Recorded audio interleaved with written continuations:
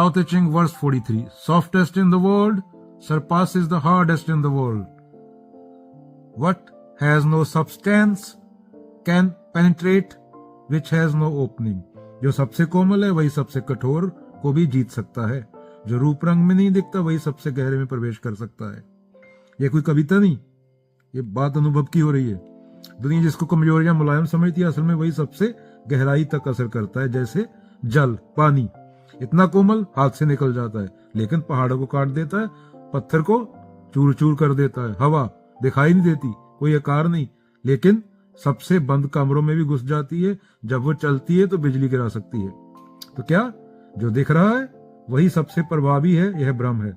जो दिखता नहीं, जो शून्य है, वही सबसे शक्तिशाली है। फॉर एग्जाम्पल, अभी एक मान लो एग्जाम्पल, विचार, एक विचार, एक वाक्य, एक संवाद जो सुनने में साधारण लगे किसी का पूरा जीवन बदल सकता है।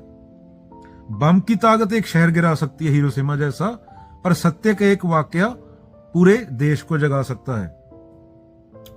ये अभी क्या याद आ, सुभाष चंद्र बोस ने बोला था जैसे, तुम मुझे खून दो मैं तुम्हें आजादी दूंगा। उसके बाद विचार था, और क्या है? ध्यान। ध्यान कोई बाहरी क्रिया नहीं, कोई आवाज नहीं, कोई मुद्रा नहीं, फिर भी जब ध्यान घटता है मन का सबसे गहरा वाला ताला खुलता है, वहां पहुंच जाता है जहां कोई विचार नहीं पहुंच सकता। जो खाली है वही प्रवेश कर पाता है और जो भरा हुआ है वो रुक जाता है। अभी व्यवहार में कोमलता ले लो। आप ऑफिस में हो या घर में, गुस्से में आप ताले जड़ जाते हो, लेकिन नम्रता, प्रेम और मौन से दिल जीत सकते हो। गुस्से में आप ताले जड़ सकते हो, ये दरवाजे वाले ताले की बात नहीं हो रही, किसी के दिल पे ताला। और नम्रता, प्रेम और मौन से दिल जीत सकते हो। सत्य को सिद्ध करने की जरूरत नहीं, सत्य तो सिद्ध है, सत्य के अलावा कुछ होना भी चाहिए ना। तुम्हें खुद को जानना है, बस जो तुम नहीं हो वो मिटाना है।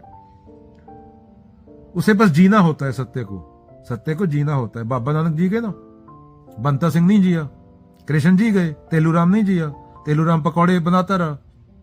बाद में 4 बच्चे पैदा कर दिए, 4 बच्चों ने तेलूराम को ही भेज दिया जन्नत में। ऊपर कोई जन्नत होती होगी, मिट्टी बंद के उड़ रहा है वैसे वो। मरे हुए को मुक्ति दिला रहे हैं, उसके मुंह में क्या क्या डाल रहे हैं उसकी लाश के, वो बदबू मार रहा है। तो ऐसे पखंड चल रहे हैं। सत्य तो सीधा स्पष्ट होता है। जो तुझे अच्छा लगे वो सत्य नहीं है। सत्य तो तेरे मुंह पे चपेट की तरह लगेगा, क्योंकि वो तुझे तोड़ेगा। क्या? वो तुझे तोड़ेगा। कबीर जी ने क्या बोला है? पत्थर पूजे हरी मिले तो मैं पूजूं पहाड़, इनसे तो चक्की भली पीस खाए संसार। अभी ये किसी खुश करने के लिए बोला गया क्या? मुल्ला कोठे चढ़ के बांग दे, क्या बहरा हुआ खुदा? अल्लाह बहरा है क्या? सुनाई देता उसको?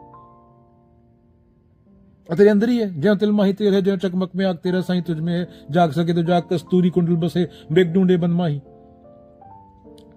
तो सत्य को सिद्ध करने की जरूरत नहीं, सिर्फ जीना होता है। मौन ही सबसे बड़ी भाषा है। Rumi, silence is the language of God, all others are poor translation.